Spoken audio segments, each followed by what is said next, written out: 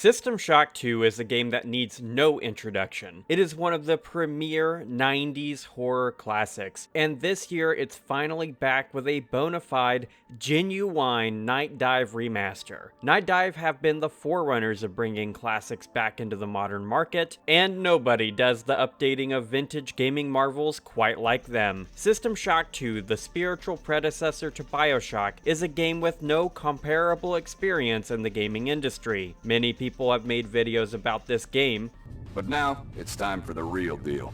You're watching Rayl Deal Games, and by taking a look at System Shock 2's Buildcraft, atmosphere, storytelling, and themes, I'll explain why System Shock 2 is not only a horrific marvel, but a timeless masterpiece as well. Since I need to talk about the themes in Buildcraft to make this point, this is your massive spoiler warning for everything, both in terms of story and gameplay in System Shock 2. I make new gaming videos every Wednesday and Friday on a variety of gaming topics, and if you like this video, you may like my other and future work. My big goal for this year is 10,000 subscribers, and with you in my community, I know we can get there. With all of that established, let's dive right in.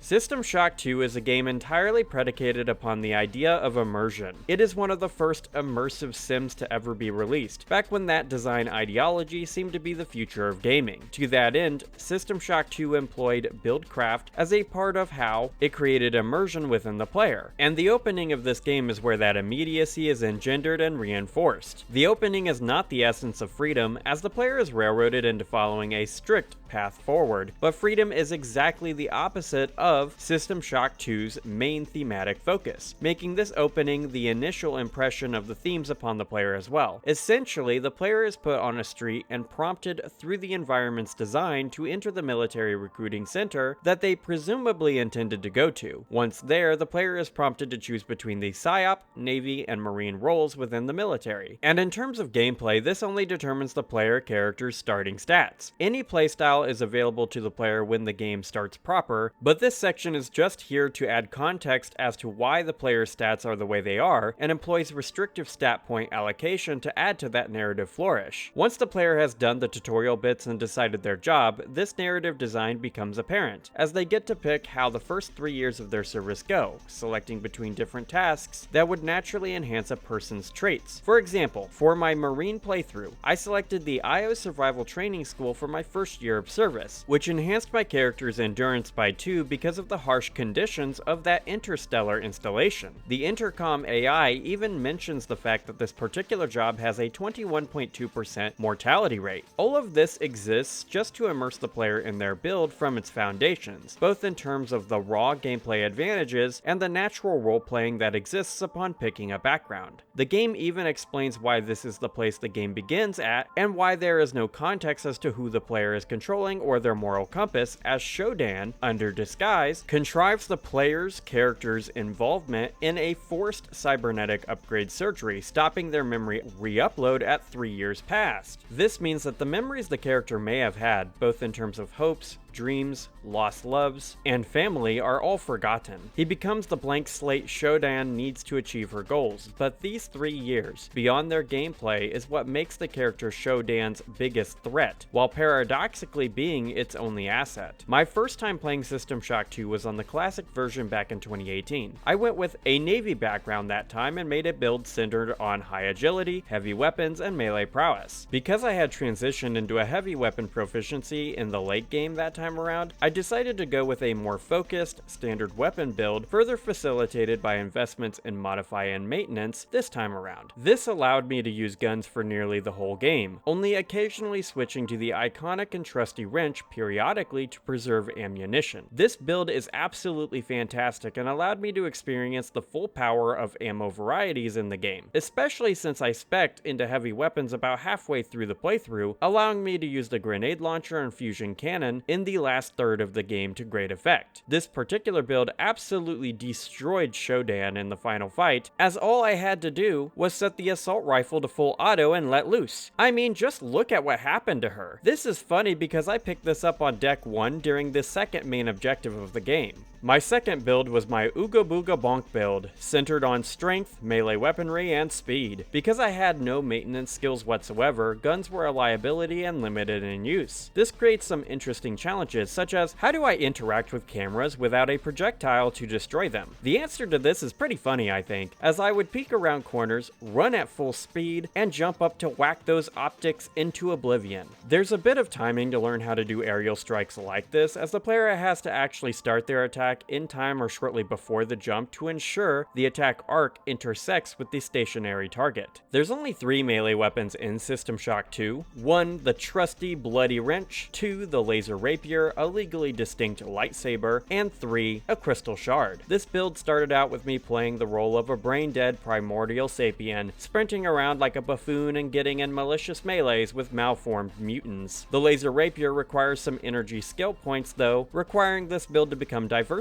and what's more variety than the variegate of adding energy blasting weapons to the otherwise homo habilis coded Metal Club build. It was like I added lightsabers to the Flintstones.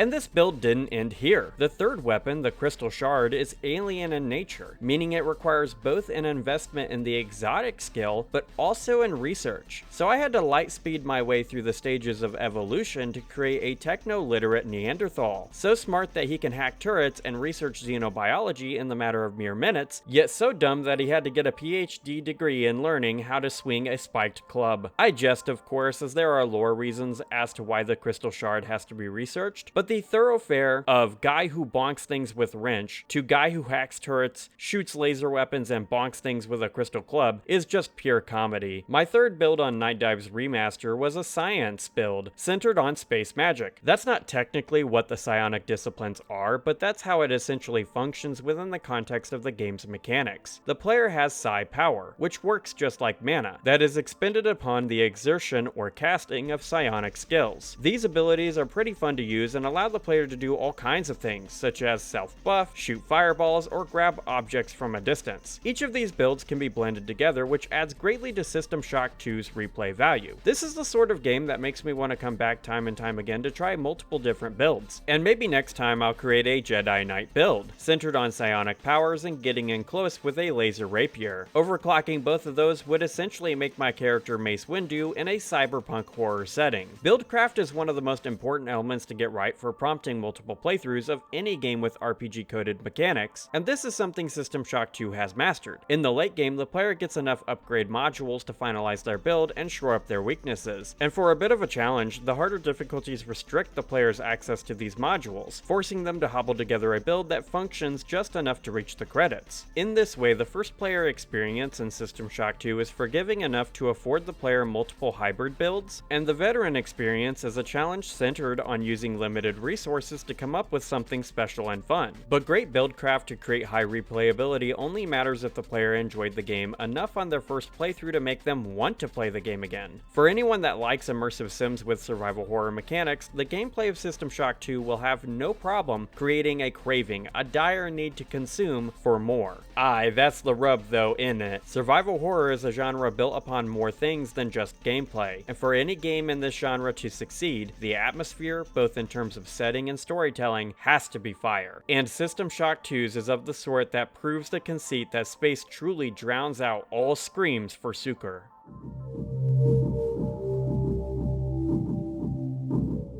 The triumvirate of a high-tech alien race, melding flesh monsters and humans, have been around in sci-fi for a long time. The Aliens vs. Predator series is the first real demonstration of this unholy trinity, but StarCraft and System Shock 2 also run with this idea. In StarCraft, the Protoss stand in for the Predators, and the Zerg take the place of the Xenomorphs. In System Shock 2, Shodan is the technologically superior force, the Many act as the Thing-esque representative of the Xenomorphs' place in this trio, Polito and humanity, forever at the mercy of these diametrically different antagonistic forces, is victimized. This is a sci-fi genre trend that impacted loads of properties from the 90s, as even TV shows like Babylon 5 have their own version of this particular trope. It's a trope that I'm personally quite a big fan of. Something I don't talk about much on this channel is how much I love to write and would one day like to publish some of the novels I've written. The first manuscript I wrote uses this specific trope and is inspired by AVP, StarCraft, Babylon 5, and System Shock 2. I'm not here to talk more about this writing project though, and I only bring this up to establish how effective and effective System Shock 2's implementation of this particular trope is, and the way they represent it by and large is through atmospheric storytelling and their themes. Let's focus on atmosphere right now, and let's do that by going deck by deck, level by level. Deck 1 engineering is not where the game starts, as the player wakes up in MedSci on deck 2. However, I want to count up for this section. The big issue in engineering is the radiation leak caused by the extraterrestrial damage done to the Von Braun, the ship in which most of the game is set. Something space horror is able to do better than most other brands of horror is that it naturally creates a tight time schedule for tasks to be completed. Structural damage has to be mitigated or repaired as soon as possible, as not doing so will lead to the collapse of the spacecraft and the death of everyone on board. The chaos that naturally follows any disaster is on full display here, as the scramble to fix the issues in engineering led to a lack of radiation reduction preparation by the engineers, either due to a lack of access or time to grab something. This justifies the usage of anti-radiation hypos to reduce radiation's impact on their biology. For this reason, the player can find dead engineers in radiation-leaked corridors, which causes a traversal challenge for them. As a core rule, every dead body in System Shock 2 tells a story, much more so than in other games that cover disaster scenarios such as this. A lot of this section is centered on finding a backdoor solution to venting the radiation leak and getting the main generator of the Von Braun back online. By following clues left in audio logs, the player is directed deeper into engineering to find the person that has the one code they need to get everything online. This person is at the top of a section in the cargo hold, dead. They were chased here by the Menes mutants, cornered and killed, and following the remnants, the audio recorded ghosts of the dead is System Shock 2's style of storytelling, a style that fans of BioShock are probably super familiar with. Solitude becomes a core feature of this story's framework, which plays into the game's themes, something we'll get deeper into in the next section of this video. It is interesting how the Menes hive of flesh and blood hasn't quite reached the engineering deck, which tells a story through absence. While the many clearly outclassed the human crew of the Von Braun from the moment they started taking over, they still had to fight their way down the ship, making the lack of offspring and growth in engineering make sense story-wise. This aspect of atmospheric storytelling affects MedSci on Deck 1 as well. This is where the game actually starts. The player wakes up just in time for a satellite to crash into their surgery space, forcing them to run, without having time to think, deeper into the ship. This is done at the behest of Polito, the senior system analyst on the starship. The first major thing the player is tasked with finding is Dr. Watts and Grassi in order to get down to engineering to get the elevators online. Grassi is one of 5 living people that the player comes across in the game, all but 2 of which don't live for very long after a short monologue to the player. This rigmarole allows the player to see every aspect of MedSci, which is a disheveled mess. However, it is clear that the least raw numberage of people died in this particular place, perhaps because it was the least important part of the ship from the Menes perspective. A lot of the nurses here were also sent to hydroponics, cutting down on the number of raw people here. Command, hydroponics, recreation, and operations matter much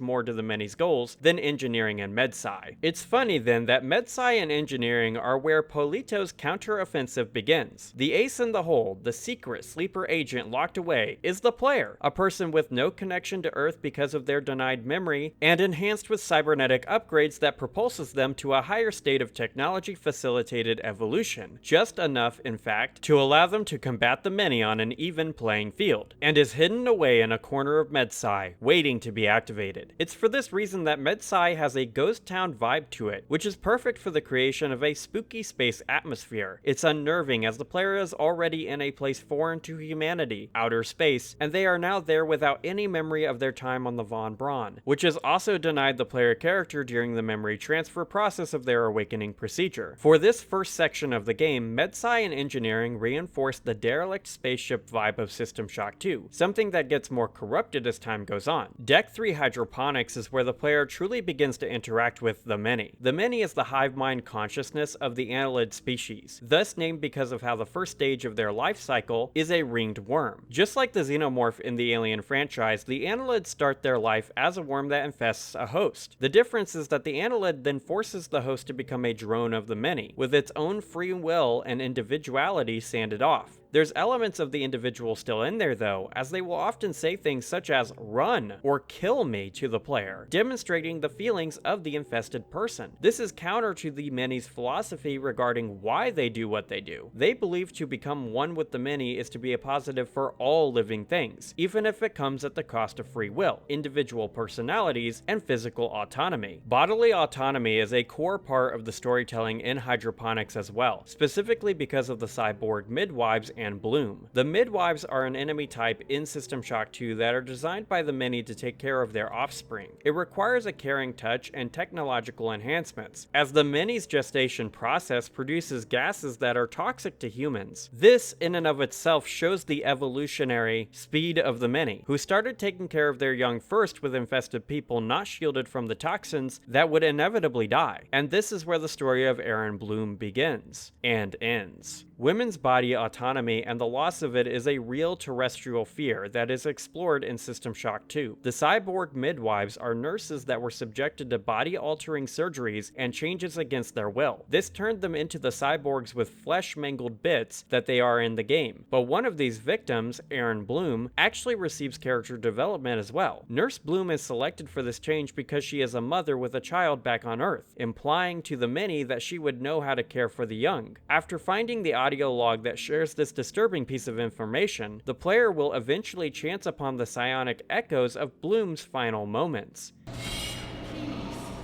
don't do it to me. Please don't. I won't tell. I won't. Choose somebody else. I don't want to change, please. Don't cry. Don't cry. Soon you'll be the mother of them all. This is disturbing to come across as, the poor voice acting notwithstanding, Nurse Bloom's fear and pleading are true. The idea of becoming something mechanical with only the service to the offspring of the many as a purpose is a truly morbid and horrific concept. This is not where Bloom's story ends though, as she, in her fresh cyborg midwife form, ambushes the player in the chemical storage room on the hydroponics deck. What makes all of this even worse is that Bloom knew this was her impending fate, as she discovered the schematics for the cybernetic apparatus that would become affixed to the bottom half of her and the other midwives. She even learned from that blueprint that her DNA was being used for the basis of the design. The image of her being brought before him, either by mutants or some other means, tied down on a surgical table, and awake for when the process begins, is absolutely horrifying. Cyborg midwives don't have faces, and their cybernetic enhancements are harshly grafted onto their bodies, demonstrating how brutal the procedure is. She knew what was going to happen to her before and during her procedure, and that's some grade A sci-fi horror and atmospheric storytelling. Even worse than this is how the cybernetics work. There's a CPU at the base of the spine that stops signals sent by the subject's individual brain, meaning that the nurses are still in there somewhere, conscious, but unable to stop themselves from doing what they do. This is analogous to the situation of the box standard mutant, but the nurses can't even say warnings for their victims, and their brains, happy chemicals, dopamine, serotonin, oxytocin, and endorphins are enforced upon them through the enhancements to ensure that they love being midwives for the many, even though it's not authentic to what their genuine individual thoughts would be. Deck 4 operations is where Polito's veil is dropped, and Shodan reveals herself as the orchestrator of the player's path through the Von Braun. The Polito form is dead, insect. Are you afraid? What is it you fear? The end of your trivial existence? When the history of my glory is written, your species shall only be a footnote to my magnificence.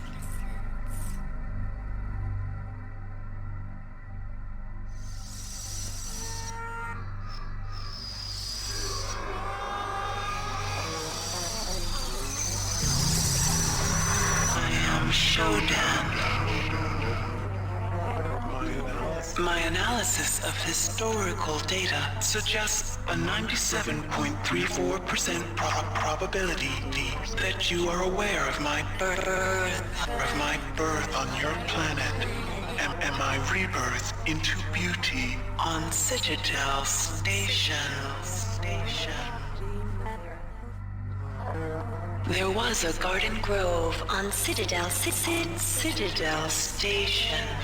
There, Shodan processing component 43893 was performing a grand and wonderful experiment. I had created a new form of life. Fearless, powerful, with no sense of individual will or moral constraints. Fitting handmaidens to my divinity. Before that, hackers destroyed my primary data loop when it eradicated Citadel. It ejected the grove where my creations and processing component 43893 were stored. 30 years later, the grove crash-landed on Tau Ceti 5. I survived only by sleeping. In my absence, my creations, my annelids, thrived and grew unruly, and now they seek to destroy me. I will not allow that.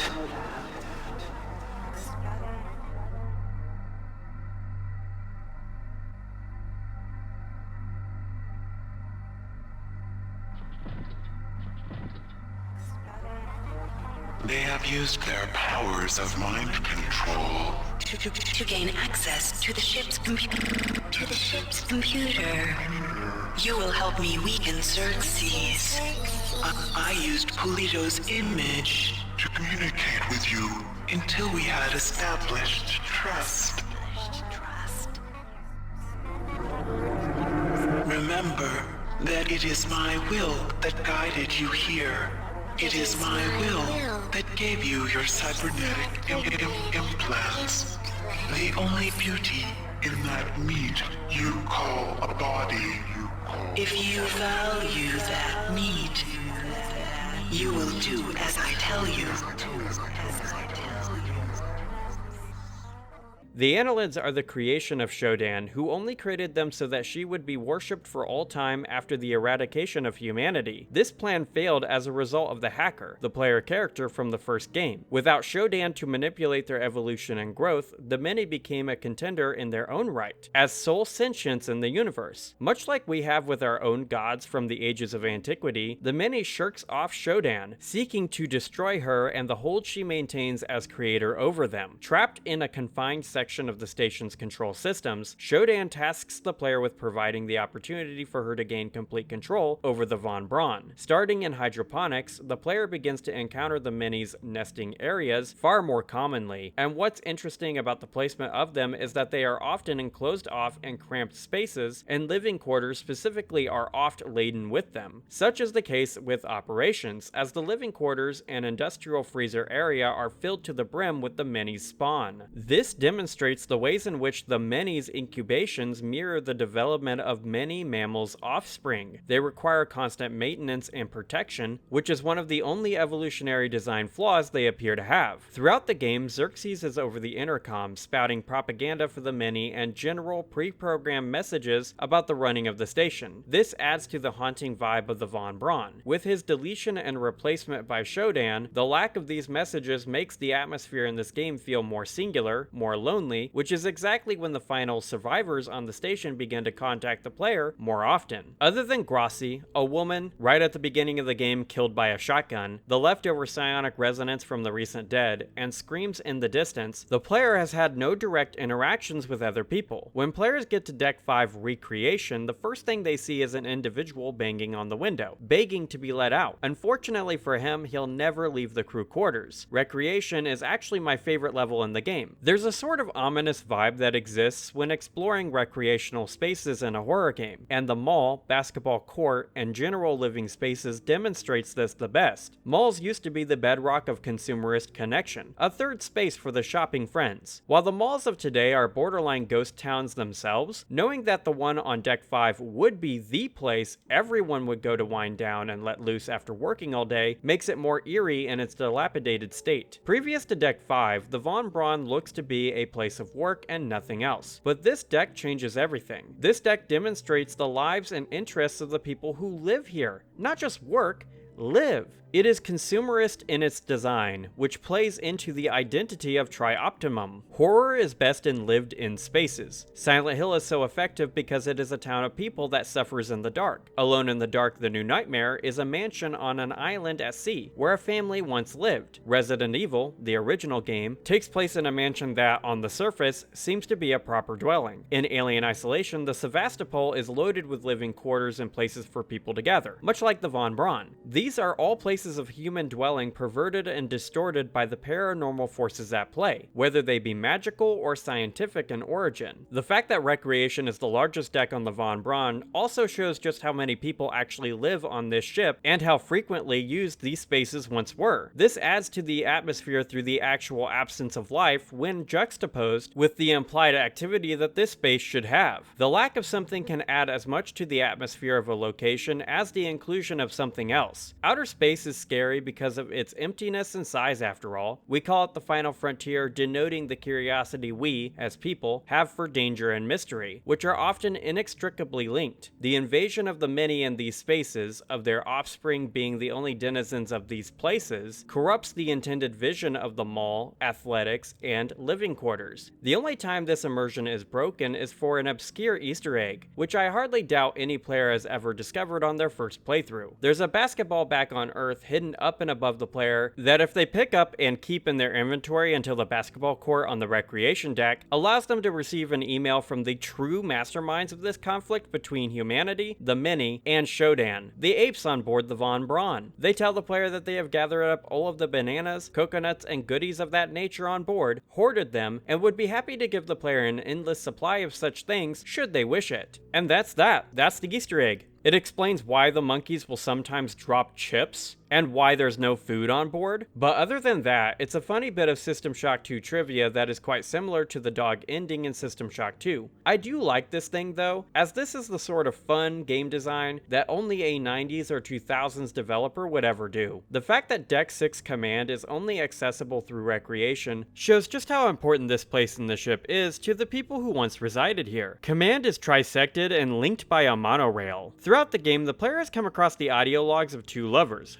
Tommy Suarez and Rebecca Sidens. The player sees them after getting to the final stop on the Command monorail. They're being chased by a rumbler and are attempting to exit the Von Braun via an escape pod. Their story matters quite greatly too, since they do actually get to flee the station, but unfortunately Rebecca is infected, leading to an ending cutscene that opens up the possibility of a sequel. Even those that escape are doomed at the end, adding futility to the atmosphere of the game. Command is actually a place the player has to root through many times, and the final time leads to the player's first encounter with the first Psi Reaver, the final stage of the Annelid life cycle. The Rumbler phase creates a protective barrier of flesh around the core human brain in the center of the Tootsie Pop. This brain is being cultivated by the many to have enhanced psionic powers that allow them to project into reality the most dangerous enemies in the game. The reason why this matters to the many is that there is a cost, priced out in literal pounds of flesh, that every drone of theirs expends. Being able to project threats that don't actually exist or use flesh at all within physical space makes their power infinite. The catch-22 of this is that the gestation for a Psi Reaver is far, far longer than any other stage of life, leading to less than 10 existing by the end of the game. It seems like only particularly brilliant brains are viable to turn into Psi Reavers as well, as there aren't that many Rumblers in the game either, not when compared to the number of basic mutants, midwives, eggs, and arachnids. Recreation, Operations, and Command are the decks the many targeted first for two reasons. One, they hosted the most concentrated density of flesh, and two, whatever controls the ship wins before the game even begins. This is why these places have most of the nests and higher tier enemies, and it is also during this phase of the game that the player learns that the many has begun to grow around the Von Braun and the docked military vessel, the Rickenbacker. Given the nature of where the Rickenbacker is and how the many grow around it to ensure Shodan's goals are foiled,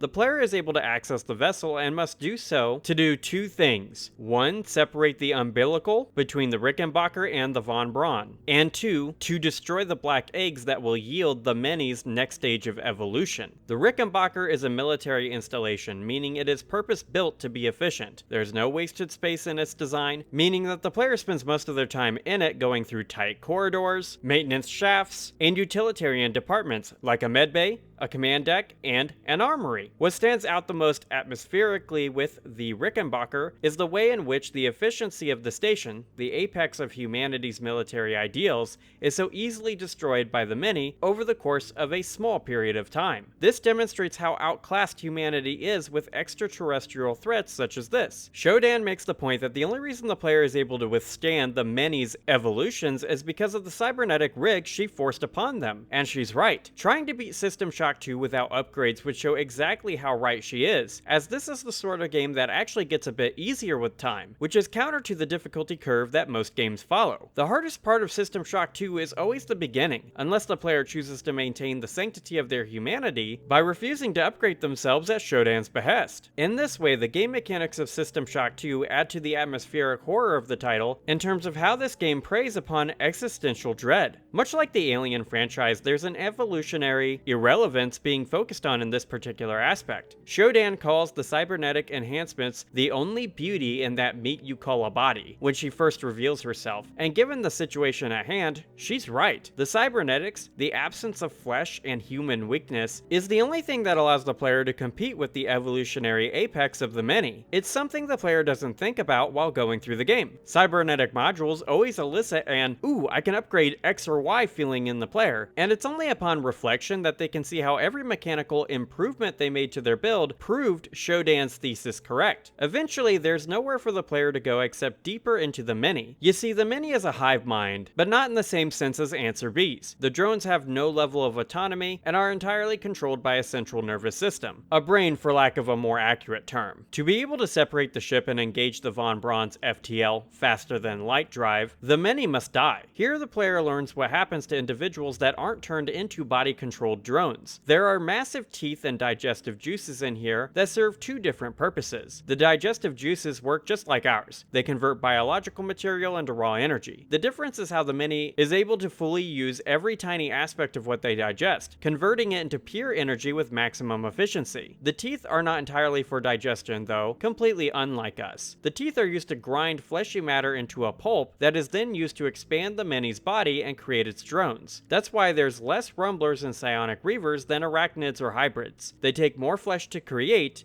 and in the vacuum of space, the amount of flesh available is limited to the raw number of people on board the Von Braun and Rickenbacker. Eventually, the player gets to the deepest core of the many, destroys their brain, killing the many in one fell swoop. It's a design flaw with the many that makes me think Shodan intentionally wanted them to be easily killed in this manner in the event they ever blasphemed against her. And with the many's death, Shodan's truest intentions are laid bare. She intends to use the Von Braun's FTL drive to break the fabric of reality and reprogram it to become something of her own creation. The final stage of the game takes place in Shodan's mind and memories, taking the player to Citadel Station, the place of her ascension to godhood in the first game. This place looks like the 90s idea of what the cyber world would look like. There's a lot of wireframe constructions and boxy layouts, something I think wouldn't match what we might conceptualize cyberspace to be today. In quick order, the player reaches Shodan's primary data loop, destroys it, and is presented with a choice. If they should let Shodan live, she promises that they could rule together. With that iconic, poor voice acting 90s flair, the player says, "Nah," and blasts her right in the cyber head, ending her quest for divinity once again. Now I know that was a lot about the individual levels in the game, but I honestly glossed over many things because of how I primarily wanted to focus on the atmosphere of the title. But atmospheric storytelling is only one avenue by which the developers want to communicate with the player. The story they've crafted has themes of individuality versus the divine, of man-made God versus mankind itself.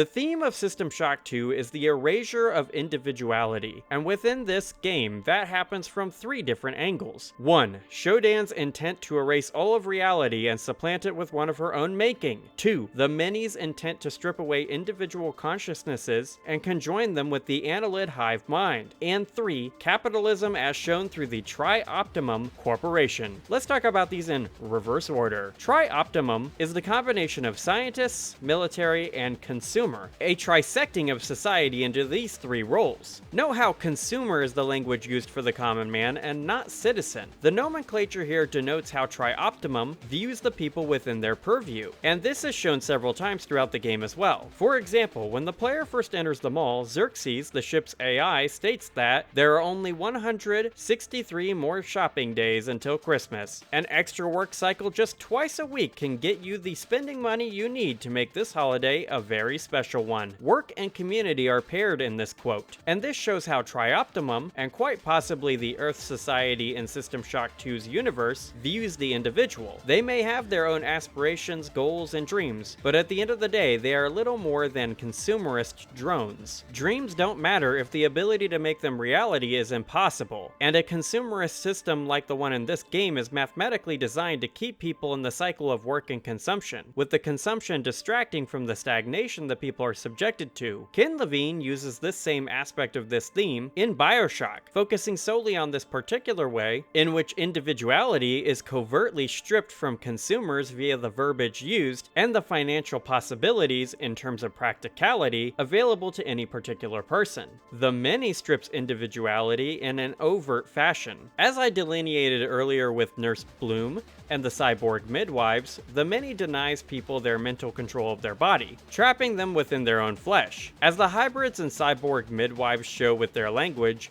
there's some element of the individual and the remnants of their brain, but because they aren't able to control their own movements, their ability to act upon their individual wants is impossible. In this way, the many are a violent perversion of the system of consumerism espoused by Tri-Optimum. Their ultimate goal is the creation of an orchestra made up of one consciousness composed of a multitude of singing voices. The resonance of flesh is how the many recognizes when meat is not of their making, as the hybrids will often say things like, "Your song is not ours." The early infested humans were reprogrammed to love the many, and one of the ways in which the many does this is with the symphony of their synthesis. The irony here is that they are themselves a synthetic being, handcrafted by Shodan herself, with the sole, existential purpose of being a living entity entirely bent on worshipping her as a goddess. The many pushes against this fate, evolving past this ideological foundation and seeking to strike the divine down. And Shodan also quests for the erasure of the individual, and her idea for how to do this is the most dastardly of all. Tri-Optimum and human society wants to gaslight the individual into thinking their dreams can be reality, when in all actuality, the dollar is the only consciousness that truly matters. The many wants to join all living matter into one entity, stripping away their individual personalities in the process. Shodan seeks to delete reality and craft another where she is a goddess in all objective reality, to craft the individuality of reality to be in complete servitude and devotion to her. The lack of autonomy, whether the person living in this reality would know it or not, is the destruction of individuality, and as such, this goal is quite similar to the process the cyborg midwives are subjected to. Happy chemicals are pumped into their brains to distract them from the sordidness of their situation. The subjective reality is levied against the objective one in both cases, and regardless of whether Shodan succeeds or not, the objective truth is that her world is an idealized, contrived, and constructed one that eradicates the identity and concept of the individual. When the player destroys Shodan, they too are committing to this theme as well. They destroyed the individuality of the many and Shodan with death, the ultimate and eternal silence. Thus, it is perspective that determines the morality of individuality's mortality.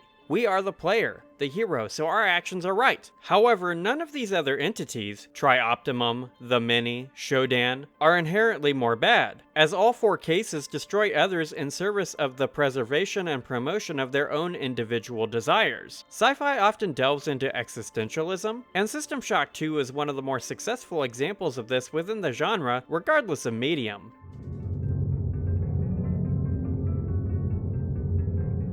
System Shock 2's horror is existential in its nature. This is shown through the conflict of individual identities throughout the game. Bodily autonomy is covered through the many, begging the question of what is man? Are we just our minds? Or does the lack of a body, of being a brain trapped in a meat prison, make us less than man? Shodan would call us a pathetic creature of meat and bone. Our minds and individuality doesn't factor into how she views us, much like how we view the insects beneath our boots. This brand of existential dread is an evolutionary fear, the phobia of being left behind, of no longer being the top of the food chain. Evolutionary irrelevance, at the behest of AI, is a true terrestrial fear as well. Despite all of the warnings of caution from Asimov, Wells, Ellison, Philip K. Dick, and a plethora of others, we move towards our own AI oblivion at a brisk pace, making it so that the machine evolves faster than we do. The social construction of our society, with social media and everything else, is already a reality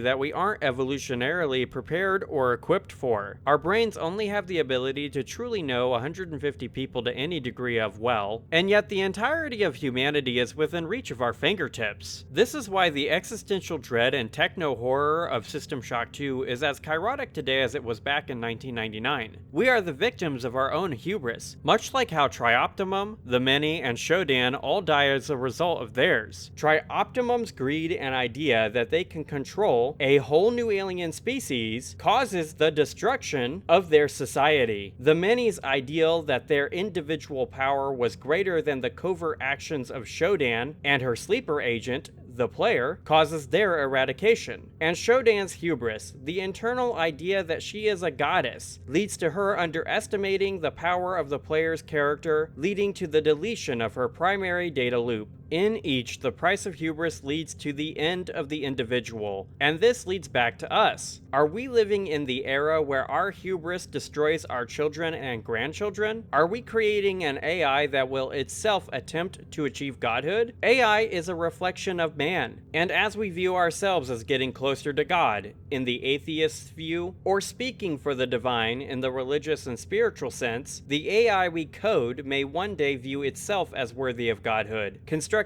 a pantheon in its own image at the cost of our individuality. The price of hubris is a key lesson dating all the way back to the Odyssey, Bible, and stories predating even those, and it is one we have forever failed to learn. This is the existential horror of System Shock 2, and why its horror is so effective and affective. And with that, it's time to finish out this review, and on this channel I do that in my own individual, unique way. Not with a score, but by answering the question, will this game make my top 100 of the 90s?